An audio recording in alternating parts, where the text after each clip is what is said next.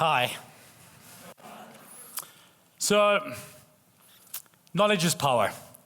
Very rarely has a phrase gone so completely and utterly uncontested. Rarely that is until now. Knowledge is power. I'm calling bullshit. Because every single one of us had the knowledge that apartheid was happening around us or to us. But the convenience of that cheap labor, well, I really needed that housekeeper. And we're all aware that single-use plastic is wreaking havoc on the environment. But heaven, for heaven forgive if the waiter accidentally thinks I'm too cheap to order tap water. So I still sit there and I say, hi, can I have a still water, please? You know why it's called still water? Because it's still bloody water, right? And we know that these factories are creating smoke and again, doing terrible things with pollution, but we really want that new pair of sneakers, so we're just gonna have to deal with it. We know that the oceans are getting overfished, but that tuna sandwich, that tuna mayonnaise could be really, really great right now. And on that note, my wife asked me to tell you her second favorite joke of all time. What'd you call an underwater rock star? Tuna Turner. I'll be here all week. Meet me later and I'll tell you her favorite one. It's worse. And we all know that terrible things are happening in abattoirs and dairies. And we know that we no longer need the nutrition that we're getting from animals. But animals still have to die because we want to consume them because, hey, that hamburger tastes really nice. And finally, we know that as singularity comes closer and closer, this idea of creating these artificial super intelligences becomes a very, very real thing. But being able to get my kitchen speaker to change the next song for me, well, that feels pretty damn cool. So I'll stick with it for now. Knowledge is power? Absolutely not. Knowledge by itself is overrated. And I learned this. When visiting the Holocaust Museum in Washington, D.C. I'm a member of an organization called EO, and I was invited to their Global Leadership Academy. And as part of this 4-day life-changing trip, on the first day, we went to the Holocaust Museum. And I can't explain to you the weight, the heaviness you feel walking through the center. It's just like your legs don't want to move. You just feel sick to the stomach. If you've been to the Hector Peterson Memorial, or if any of you have been to the 9/11 Ground Zero, you'll know what I mean. The area just has a gravity. It sucks you in. And I sat there doing this tour, and maybe it was made heavier partially because of the tour guide, this lovely, lovely little lady who was a Holocaust survivor herself. And she was still managing to tell us these stories and be upbeat. And at the end of it, I went up to her and I said to her, listen, I need to ask you a question. Why didn't people leave? Hitler wasn't hiding. He was standing, spewing his hatred to hundreds of thousands of people, and they were listening and they could hear it happening all around them. I said, surely you knew it was happening. And she said, yes, my love, we knew it was happening, but we didn't think it would happen to us.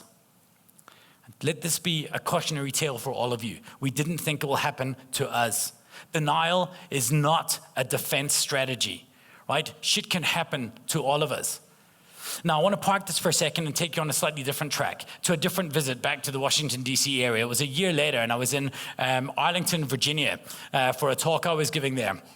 And I went to my favorite burger joint at the time. It was a place called Five Guys. And by the looks of this picture, it wasn't Five Guys, it was 5 burgers that I smashed in my face that day with a malt milkshake. I may be smiling in this picture, but I was not feeling happy. This was probably the worst I've ever felt.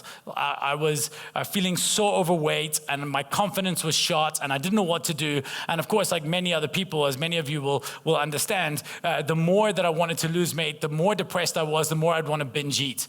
And I just couldn't get a handle of it. And eventually I was invited to speak at this event. It's called Suits and Sneakers. And they told me there was going to be an audience of 3,000 to 5,000 people.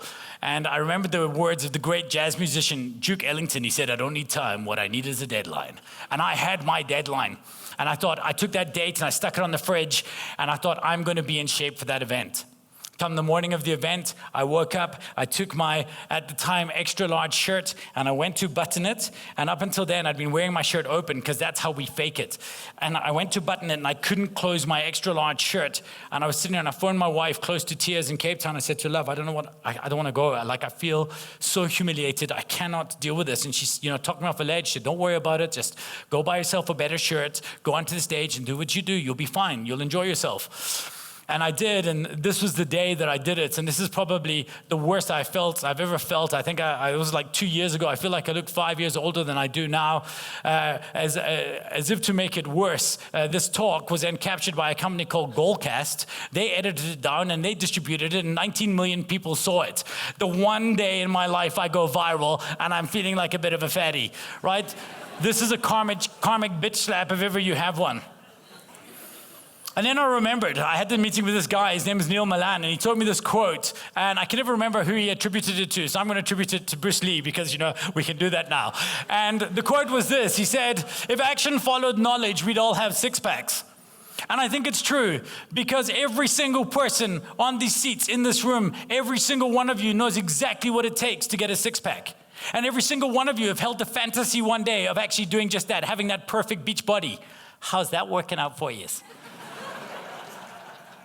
So I realized that I had to take action. I had the knowledge, but I had to take action. And I set out and I put a strategy in place. And that strategy was a thing called intermittent fasting. I don't know if any of you have heard about it or understand it. But let me explain to you basically how it works. Well, how it works is I start eating, and I eat from midday till 8 p.m. and then I fast for the next 16 hours. And it's super easy, and that strategy was really, really good for me. To kind of explain it in a bit more detail, I want you to imagine you got like this coal dude, like in a steam train. You know, the guy who puts the coal in to make sure the train has the energy. And you got a coal dude like that with the calories in your body, and it's got to feed the calories into this furnace to let your body keep going, to give you the energy. And usually it's pretty easy, because you throw food in your mouth, and this guy's just sitting there like, yeah, man, bring it. And he's batting away these calories straight into the burner, and life is good. But every now and then he's looking, and then you run out of food, he's like, bullshit. And has to go and walk down to your fat and chip away at it and capture it and bring it back up again and walk back in and throw it in the burner. And he doesn't like doing that. But he gets to do it, doesn't have to do it very often, because most days, just as dinner runs out, the calories from dinner run out, he's about to go to the burner, you're like, hey, it's breakfast. And you start eating breakfast, he's like, yeah, right from heaven, batting the calories back in again. Intermittent fasting changes that. Intermittent fasting forces that guy to work for an extra 4 or 5 hours to go and find the hard calories and burn them away. You got it? That's science. Science. So I think we need to start thinking about this mindset in other areas of our life. And I want to start with this idea of knowledge and books. It's getting crazy right now, right? People want you to know, have you read the latest book? Hey, what are you reading? I'm reading Sapiens. Dude, if you've not read Homo Deus, like, do you even read, bro? You know, what's going on? It's getting so crazy. You got to keep up. You got to make sure you've always read the newest stuff, because if you don't know the newest stuff, you're just not with it. Here's what's happening. We are over-consuming cognitive calories. Right? We're logging and over-consuming these cognitive calories, and they're becoming cognitive fat. And we know this because just like I log my calories in MyFitnessPal, I log my cognitive calories in a tool called Goodreads. I don't know if you guys use it, but you can log it. Like my friend Gina here, she's written, 280, she's read 289 of 300 books. In fairness though, look at the books she's reading, right? I'd also maybe want to read a few more of those. I can tell you clearly that if you look at her other hand in her profile picture, yeah, you know exactly what she's doing with it. I want to say I'm not proud of that slide. I have never been more proud of a slide in my life. But it's crazy. Look at me. For example, I'm constantly out there trying to read more books. You can see the record up the side there. Has read 31 books, 33 books. It got to the point in 2017 where I was looking around. It's like, no, that book is too big. I need to get more books in. So I'd read short books, which, by the way, when it comes to business, is not a bad idea. Because as far as I'm concerned, if a business book author can deliver their core message in an 18-minute TED Talk, why are they making me spend 18 hours reading it? The burden of brevity should fall on the author, on the writer, not the reader. That's got to change as well. But here we are. If you have a look at the numbers, what does the people want? 63 people, the 63 books the average person says they will read this year. Come on. Yeah, I'm calling for a hold, right? I think we've got to hold back on the knowledge force feed because we're just consuming and consuming and consuming. And here's the problem with that. It's not so much the consumption. It's that we're overvaluing consumption and undervaluing action. The action we need to take as a result. And we're doing that so much, so we're trying to find tools to consume more. I found all of these tools online. This one here, what it does is it will actually summarize websites for you and just give you the quick bite of that article you didn't really want to read, but you wanted to know what was happening. And then you've got this, it will let you speed read faster, just so you can get more in. And of course, you've got tools like Story Shots to give you short little videos of talks, of books, so you don't have to read the book, but you can pretend you did. And of course, Blinkist offers something similar. And how you know you have a problem if you just wrote one of those down, like, oh, I've got to take note of this. I was on Twitter the other day and I saw an online friend of mine, Sean, and he posted this. He said, would you watch a Netflix movie at 1.5 speed if you could? I've managed to graduate to 3 times the speed for a podcast. 3 times the speed. Let me read this tweet to you at 3x. Would you watch a Netflix movie at 1.5x speed if you could? I managed to graduate to 3x for podcasts. That time over you, relax and enjoy. What is going on? What are we doing? You may be getting through that list of podcasts, but you're not bringing stuff in. You're not sitting with the knowledge, and knowledge takes time. You've got to sit there and let it process and live with it for a bit, right? But it doesn't work that way because we're trying to consume our knowledge the same way we're trying to consume our food, fast. The problem with fast food, though, is it may give you those calories, but it lacks all nutrition, right? It lacks the nutrition that we need, and I think we have to go back on that. So, I think information is noise. I think that we've got to shut out that noise. And there's ways and tools that we have to do it. The one tool, for example, is these. I have these Sony noise-canceling headphones. The problem I realized is not what I'm blocking out, but what I'm letting in. Because if you have a look up here, this is the list of podcasts I've yet to listen to. Right? And the list of videos, what is that there? I've got 109 videos sitting, waiting to be consumed. 109 videos ready to go, because if I don't get that knowledge, what am I going to do? It's not noise canceling, right? It's not noise canceling. What it's become is noise prioritization. We're just taking out one noise and we're bringing another one. Now, funny enough, on that slide is one of my favorite thinkers. His name is Tim Urban. He actually delivered probably one of the best TED Talks I've ever seen on procrastination. If you haven't watched it, I highly suggest you do. And on his blog, Wait But Why, he once posted this thing, and it said like an image of your life reflected in weeks. So if you live to be 90 years old, and that's your entire life, this is how it would look in weeks. And I was thinking, oh, that's okay. I still have time left. I'm 45 years old. You know, I'm kind of sitting in the middle here. And I was feeling pretty good about myself until last year, South Africa lost an icon and a friend in the online space in Matt Buckland.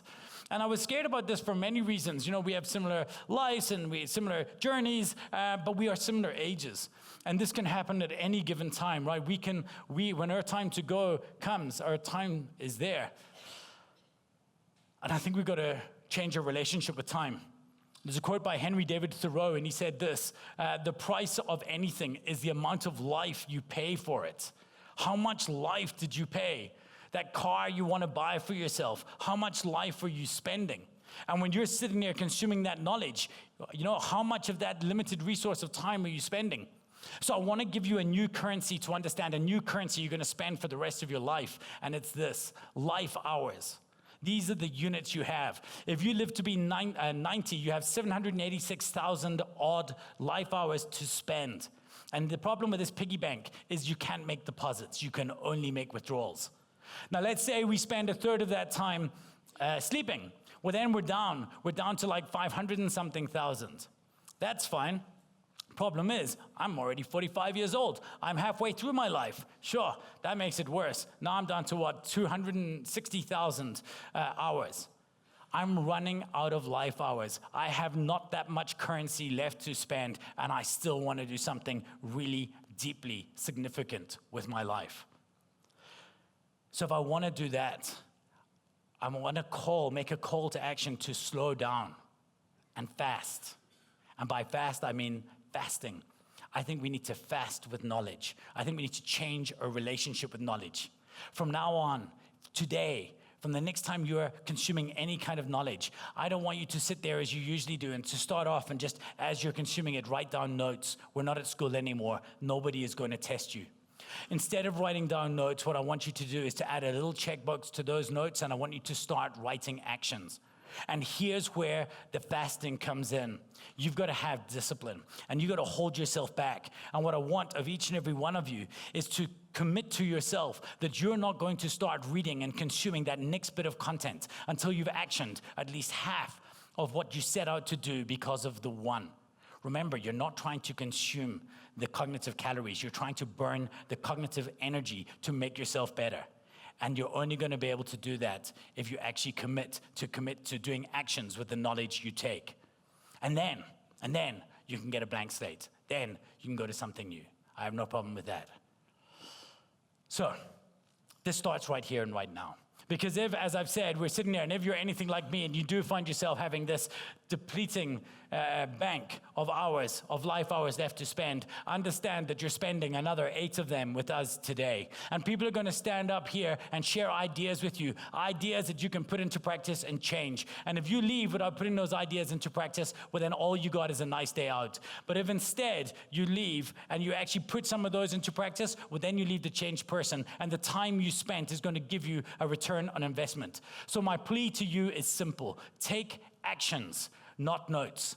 If we can do that together, then we can stop this catastrophe of inaction. Ladies and gentlemen, thank you very much.